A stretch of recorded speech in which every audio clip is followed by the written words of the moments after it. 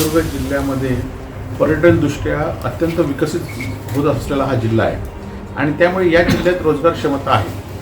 तरुणांनी सुद्धा आज रोजगाराच्या क्षमतेनुसार पर्यटनाची दृष्टी आपण स्वतःहून सुद्धा लोकांनी झोकून घेतलेला आहे. आणि खरं तर मी आमदार झाल्यानंतर आपण म्हणाल की कुडाळ MIDCमध्ये असे अनेक प्लॉट होते रिकामे की जे प्लॉटमध्ये व्यवसाय सुरू नव्हते. मी आमदार झाल्यानंतर सातत्याने उद्योग मंत्र्यांना सातत्याने पत्रव्यवहार करून जवळजवळ 30 प्लॉट आम्ही मोठे हे काढून घेतलेले आहे. आज तुम्ही सिंधुदुर्ग जिल्ह्यातल्या कुडाळ MIDC आपणच म्हणतो की कुडाळ MIDC ही उचित अवस्था नाही आहे, परंतु जेव्हा तुम्ही कुडाळ MIDC जाल, आज कुडाळ MIDC 2,500 ते 3,000 कामगार त्या ठिकाणी काम करतायत हे आपल्याला दिसून येईल. खरं तर अशी अजून एक MIDC आपल्या कुडाळ, कसाल, ओरस या दरम्यान झाली पाहिजे आणि तर त्याला जास्त प्रोत्साहन या ठिकाणी मिळेल. कारण अनेक उद्योग हे आता आपल्या जिल्ह्यात येऊ लागलेत, परंतु आढाळी MIDC एका साईडला असल्यामुळे त्या ठिकाणी रोडची कनेक्टिव्हिटी चांगली नाही, त्यामुळे आढाळी MIDCला एवढा प्रोत्साहन मिळत नाही. परंतु मी तुम्हाला 100% सांगतो की आपण कुडाळ या टप्प्यामध्ये हायवेच्या बाजूला जर MIDC केली तर त्याला प्रतिसाद मिळेल आणि रोजगार या ठिकाणी निर्माण होतील. त्यासाठी मी आता खरं तर उद्योगजी मुख्यमंत्री असताना, सुभाष देसाई उद्योगमंत्री असताना आम्ही ती सुरुवात केली होती. दुर्दैवाने आमचं सरकार गेलं. आता यावेळी मात्र आम्ही या सरकारमध्ये नवीन MIDC आम्ही स्थापन करण्याचा प्रयत्न करणार आहे की ज्यातनं नवीन कारखाने येतील, नवीन उद्योग येतील. सीवड हा प्रकल्प झालाच पाहिजे. परंतु काही प्रकल्प असतात की ते नुसते विजनची गाजच दाखवतात, परंतु प्रकल्पच अस्तित्वात नसतात. सीवड हा ह्याच्यातला एक प्रकार आहे. कारण नुसती सीवडमध्ये जागा घेण्याची तरतूद सरकारने केली होती. तो सीवड शासन बांधणार आहे, शासनाची त्याच्यात भागीदारी असणार काय, PAP तत्वावर तो घेणार आहे, कोण खाजगी संस्था किंवा खाजगी उद्योग त्या ठिकाणी ते करण्यासाठी येणार आहेत, ह्याचं कुठलंही नियोजन नाही. त्यामुळे सीवड प्रकल्प फक्त हा निवडणुकीपुरतं गाजर दाखवण्याचं काम त्यावेळेच्या मंत्री महोदयांनी, त्यावेळेच्या सरकारने केलेलं आहे. मी जबाबदारीने सांगतो की सीवडसाठी फक्त जमीन घेणं आणि त्यानंतर पुढे आणि खरं तर एखादा आपण प्रकल्प आणतो, त्या प्रकल्प कोण करणार आहे, कोण इन्व्हेस्टमेंट करणार आहे, त्यामध्ये कोणाची भागीदारी, म्हणजे कुठला उद्योगपती असेल किंवा त्यांनी स्वतःची मागणी केली पाहिजे, परंतु असं कुठलाही केलं नाही. कागदावर हा प्रकल्प आहे आणि त्यामुळे या प्रकल्पाला आमचा विरोध असण्याचा प्रश्न नाही. कारण जागा आपण बघितलं की चिपी विमानतळामध्ये सुद्धा 1800 हेक्टरला जागेला पेन्सिली नोंद होती, तेव्हा आमचा विरोध होता. 300-400 हेक्टर जागा घेतल्यावर कोणता विरोध झाला. परंतु आता पण तसंच आहे ना की जी जागा जेवढी लागते तेवढी जागा तुम्ही घ्या, उरलेली जागा घेण्याची गरजच नाही. परंतु आता ते लोकही कन्व्हिन्स आहेत की जागा देतो आम्ही, पण प्रकल्पच नाही. तर हा प्रकल्प फक्त मुर्गजळ निवडणुकीचा आहे एवढंच माझं म्हणणं आहे. नाही, पण भविष्यात तुम्ही त्याच्यासाठी काही प्रयत्न करणार? हा आहे ते झालंय. नाही, पण हा प्रकल्प सीवडचा आहे, तो कोणतरी घेणारा होतो. शेवटी एखादा उद्योगपती त्या ठिकाणी हा प्रकल्प आणेल, असा उद्योगपतीशी चर्चा केली पाहिजे. सरकारची त्यात भागीदारी असली तर सरकारची किती रिस्क नसेल हे आधी बघितलं पाहिजे. आणि त्यामुळे हा जर प्रकल्प व्हायबल असेल तर आम्ही तो निश्चित या ठिकाणी करू. मी आमदार झाल्यानंतर कुडाळची नगरपंचायत मी 6 महिन्यामध्ये आहे, त्यासाठी मी सातत्याने पाठपुरावा केला. परंतु त्यावेळी सरकार हे देवेंद्र फडणवीस आणि आमचं भाजप आणि शिवसेनेचं होतं. जेव्हा मी ओरसची नगरपालिका मंजूर करण्यास गेली तेव्हा नगर विकास विभागाने त्यात अडचणी आणल्यात. काही लोकांनी सांगितलं की नगर प्राधिकरण आहे, आम्हाला इतक्यात हे नको म्हणून, आणि ती थांबली. आता 2.5 वर्ष सुद्धा जे सत्ताधारी आहेत ते 2.5 वर्षात करतो म्हणून सांगितलं, त्यांनी केली नाही वस्तुस्थिती आपण जाणताय. म्हणजे कोणचा विरोध आहे हा आपण जाणताय. आता आम्ही जर सत्तेत आलो तर निश्चितपणे पहिली आधी, कारण छोटी छोटी शहरं आहेत, ती शहरं जर नगरपालिका असेल त्याला जास्त निधी मिळू शकतो. आणि त्यासाठी आम्ही पहिला प्रयत्न करू की कुडाळची नगरपालिका आपण तशी केली, तशी ओरसची आपण येणाऱ्या 3 महिन्यामध्ये ही नगरपालिका जाहीर करू. प्रत्यक्ष प्रकल्प अस्तित्वात नाही, फक्त प्रकल्पाचं MTDCने आणि MIDCने फक्त प्रकल्पाचा सर्वे केला, प्रकल्पाचा प्रोजेक्ट रिपोर्ट केला. परंतु प्रकल्पाला कोणतीतरी मागणी केली असते. एखादा प्रकल्प केल्यानंतर बाबा हा प्रकल्प आम्ही करतो, या प्रकल्प शासन या ठिकाणी खर्च करणार आहे, असं काहीही या प्रकल्पाबद्दल नाही. आता चिपी विमानतळाच्या वेळी जी MIDCने हा विमानतळ विकसित केलेला आहे. आता MIDC असताना बघितलं असेल की राऊत साहेब आम्ही सातत्याने प्रयत्न केले, MIDCकडनं आणि पैसे लागले ते आपण दिले, कनेक्टिव्हिटी केली. परंतु आज केंद्र सरकारने सुद्धा त्यामध्ये लक्ष टाकलं पाहिजे.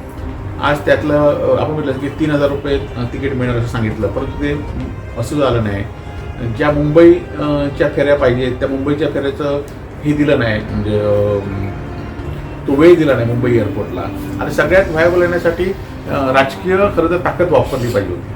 आज आपण एखाद्या दिवसात नाही एखादं मुंबईला आणि बेंगलोर ज्या ठिकाणी कनेक्टिव्हिटी नाही आहे आपल्या लोकांची, आज मुंबईला समजा योग्य वेळ दिला, 3-4 विमानं दिली तर गोव्याचे सुद्धा पर्यटक आपल्याकडनं येऊ शकतात, ते पण जाऊ शकतात. परंतु मुंबई एअरपोर्टला त्यांना वेळच दिला नाही, टेक ऑफ लँडिंगला वेळच नाही, अजून स्लॉटच त्यांना दिला नाही. एकच स्लॉट असतो आणि त्या स्लॉटमध्ये ज्यावेळी तो स्लॉट असतो त्यावेळी ह्यांचं विमान बरं हे नसतं किंवा कंपनी त्या स्लॉटला चांगल्या कंपनी येत नाही.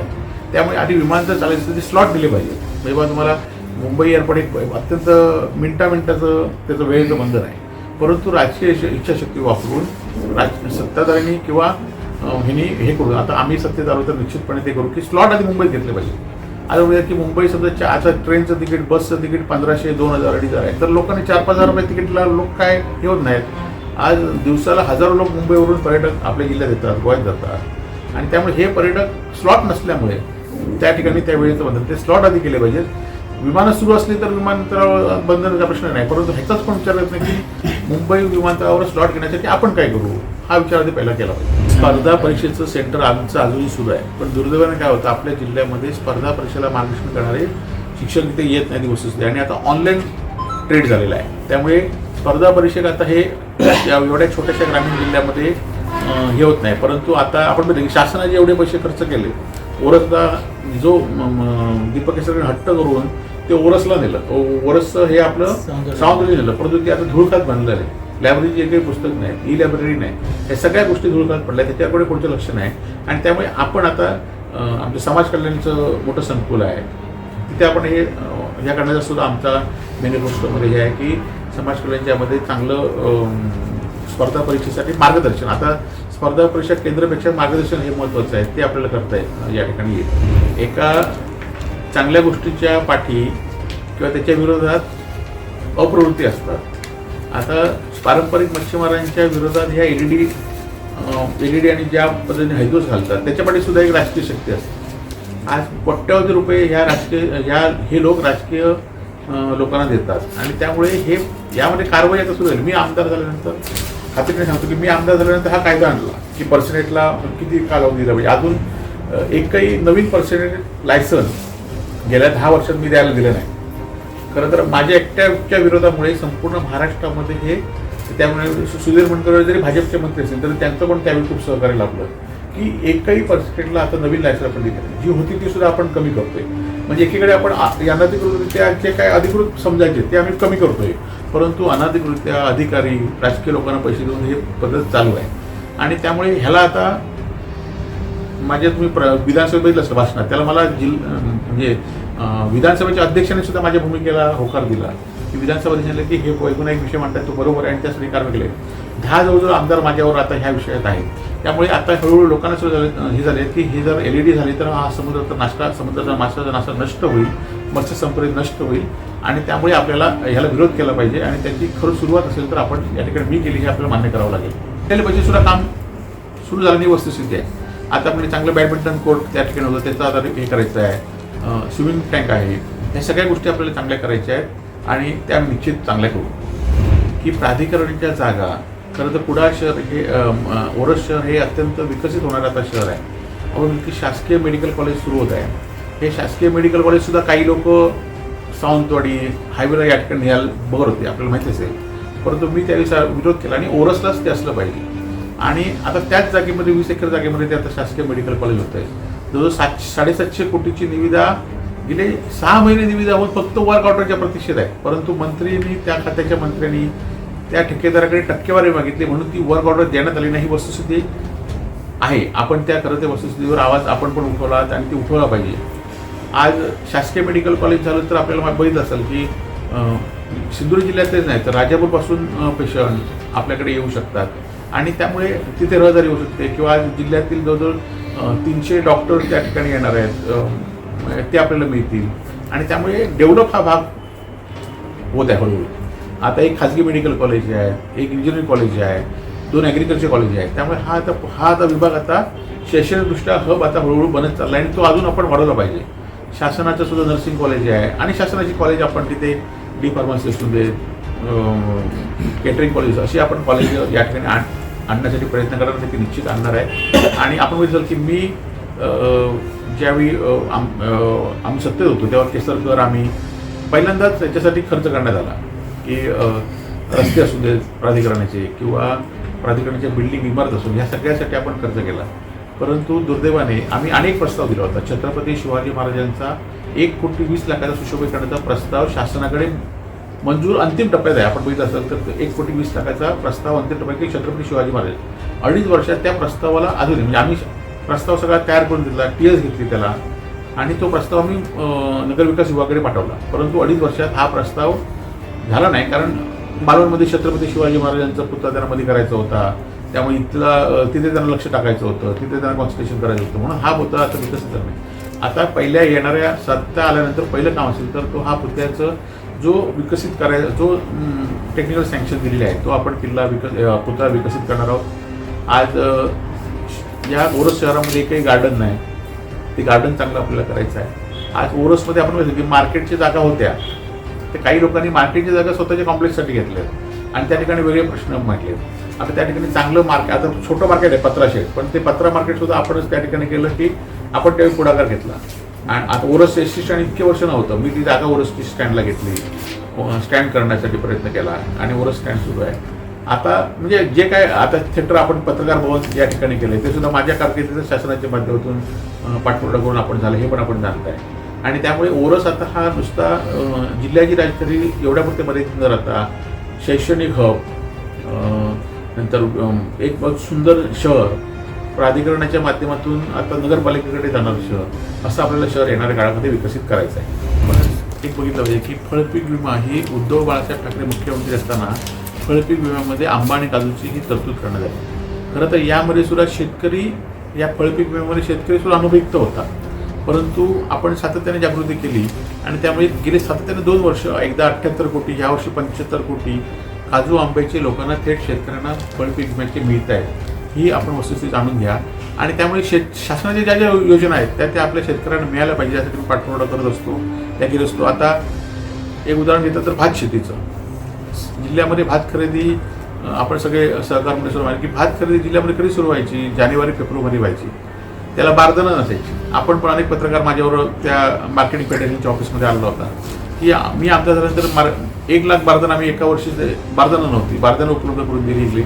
आणि आता नोव्हेंबर-डिसेंबरमध्ये जर भात खरेदी व्हायला लागली आणि जवळजवळ 78,000 क्विंटल भात गेल्या वर्षी सरकारच्या माध्यमातून खरेदी केलेला आहे 48 सेंटरच्या द्वारे. आणि परत त्याबरोबर खाजगी सुद्धा मोठा कारखाना बजाजचा राईस मिल सुद्धा सुरू केली, ती सुद्धा व्यवस्थित सुरू आहे. त्यामुळे शेतकऱ्यांना सुद्धा पर्याय मिळाला आणि चांगला दर या ठिकाणी मिळायला लागला. असेल की मी नियोजनमध्ये सातत्याने आवाज उठवल्यानंतर की जिल्हा नियोजनमधनं जे नदीचे गाळ काढण्यासाठी आपली जिल्हा असा एकमेव जिल्हा आहे की ज्या जिल्ह्यामध्ये गाळ काढण्यासाठी स्वतःची मशिनरी आहे. फक्त डिझेलचे पैसे आपल्याला डीपीडीसीने किंवा स्वतः लोकांनी उपलब्ध करून दिले पाहिजे. आज रमाई नदीचा गाळ आम्ही गेल्या वर्षी 2 वर्षात 3 वर्षामध्ये आम्ही काढला आणि माझं तर म्हणणं आहे की ही क्षमता अजून वाढवली पाहिजे, कारण गावगावमधल्या नद्या ह्या गाळमुक्त झाल्या तर या पाण्याचं सोर्स चांगलं होईल. त्याचबरोबर आता ही वाळूचा जो आपण प्रश्न मांडला त्यासाठी सुद्धा आपण पाहिलं असेल की मला जिल्ह्यात सुद्धा जिल्हा ठिकाणी मोठं आंदोलन झालं होतं, माझ्यावर लाठीला झाला होता. त्यानंतर ह्या वाळूला आम्ही तेव्हा बंद होते, 3 वर्ष वाळू होते, आम्ही सुरू केले. आता हे लवकर सुरू करण्यासाठी प्रयत्न आहे. परंतु आता काय झालं आहे की अधिकारी आणि प्रशासन आणि राजकीय लोक हे खरं तर वाळू लिलावच त्यांना व्हायचं नाही, कारण जर फुकट वाळू मिळत असेल तर ते लिलाव का घेतील आणि त्याकडे कुठल्याही राजकीय लोकांचं लक्ष नाही, सत्ताधाऱ्यांचं. त्यामुळे हे होतात. आपण 2 वर्षापूर्वी काळ आठवा आणि आताची रॉयल्टी बघा, जवळ 35 कोटी रुपये सरकारला मिळाले वाळूमार्फत. गेल्या वर्षी फक्त 12 कोटी रुपये मिळाले. परंतु ही अनाधिकृत पैसे जातात कुठे ह्याचा पण विचार लोकांनी केला पाहिजे. परंतु त्याच्यावर हा केंद्र सरकारचा प्रश्न आहे. माझ्याकडनं जेवढे प्रयत्न करता येईल तेवढे मी केलेत आणि करेन. थोडे घाटांचं काम खरं तर गेले अनेक वर्षानंतर आपण मंजूर केलेलं आहे. त्याच्यामध्ये इको सेन्सिटिव्ह झोन होता, वाईल्ड लाईफचं हे होतं, हे सगळं केलं. परंतु दुर्दैवाने त्यामध्ये थोडासा आमचं दुर्लक्ष असं झालं की जो पहिला प्लॅन होता तोच प्लॅनवर आम्ही अभ्यास करत होतो आणि त्याच प्लॅनने सगळ्या परवानगी घेतल्या. आणि शेवटच्या क्षणाला जेव्हा टेंडर ज्या होत आलं तेव्हा कळलं की ह्या घाटावरनं ह्या प्लॅनवरनं गाड्या चढणार नाहीत आणि त्यामुळे हा प्लॅन बदलावा लागला आणि नवीन प्लॅन आता करावा लागला. आणि नवीन प्लॅन करायल्यानंतर आता पुन्हा त्या सगळ्या परवानगी सुरू आहेत. आज खरं तर आता ह्या 1-2 वर्षामध्ये सत्ताधारी त्या ठिकाणी सातत्याने बैठका घेत होत्या परंतु त्यासाठी आम्ही जे प्रयत्न केले ते आम्ही वाईल्ड लाईफमध्ये माजी खासदार राऊत साहेबांनी त्या वाईल्ड लाईफमध्ये हे केले होते आणि त्यामुळे वाईल्ड लाईफला डेहराडूनमध्ये स्वतः खासदार गेले होते, आम्ही त्या ठिकाणी गेलो होतो आणि त्यामुळे ह्या परवानगी येतात. आता ह्या अंतिम टप्प्यात काम हे आहे, लवकरच हा सुद्धा या ठिकाणी काम सुरू होईल. साहेब, कोकणामधून मोठ्या प्रमाणावर स्थलांतर मुंबईत होतं आणि गोव्यात रोजगाराचा प्रश्न हे केंद्र जिल्ह्याचाच विषय आहे. तुम्ही याकडे कसं बघता? खरं तर सगळीकडेच आता ग्रामीण जे भाग आहेत लोकांचं शहरीकरणाकडे वेग चाललं आहे. जी राज्यातील महत्त्वाचे हे आहेत शहर आहेत, म्हणजे पुणे असू देत, सांगली असू देत, कोल्हापूर असू देत, या ठिकाणी सगळीकडे ही परिस्थिती आहे.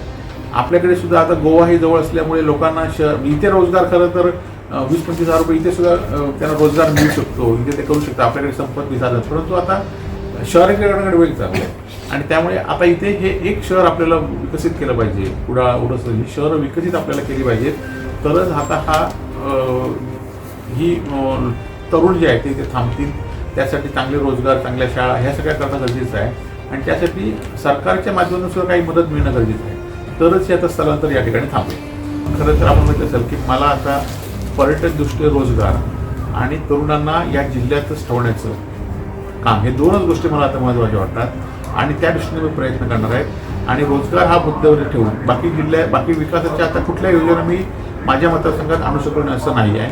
जर सत्ता आली आणि सुदैवाने सत्तेत मला संधी मिळाली तर मात्र निश्चितपणे माझं जे विजन आहे ते विजन मला अंमलात आणण्यासाठी संधी मिळेल.